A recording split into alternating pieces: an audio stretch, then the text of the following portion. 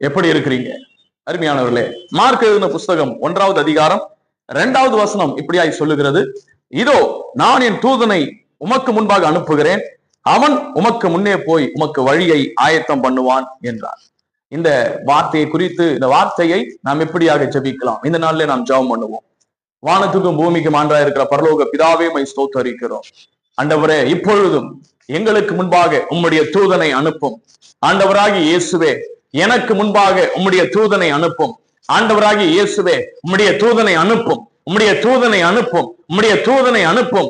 இப்பொழுதே தூதன் போய் எனக்கு வழியை செவ்வை பண்ணட்டும். இப்பொழுதே தூதன் போய் எனக்கு முன்பாக இருக்கிற உம்முடைய வழியை செவ்வை பண்ணட்டும். இப்பொழுதே தூதன் போய் எனக்கு முன்பாக இருக்கிற உம்முடைய வழியை செவ்வை பண்ணட்டும். இப்பொழுதே தூதன் போய் எனக்கு முன்பாக இருக்கிற உம்முடைய வழியை செவ்வை பண்ணட்டும், செவ்வை பண்ணட்டும், செவ்வை பண்ணட்டும். என் வழியை செவ்வை பண்ணட்டும், இயேசு கிறிஸ்துவின் நாமத்தினால். ஆமென். என்னுடைய ஜெபத்திற்கு பதில் வருகிறது என்று எனக்கு தெரியும். என்னுடைய ஜெபத்திற்கு பதில் வருகிறது என்று எனக்கு தெரியும். என்னோட கூட சொல்லுங்க, என்னுடைய ஜெபத்திற்கு பதில் வருகிறது என்று எனக்கு தெரியும். என்னுடைய ஜெபத்திற்கு பதில் வருகிறது என்று எனக்கு தெரியும், இயேசுவின் நாமத்தினால். ஆமென், ஆமென்.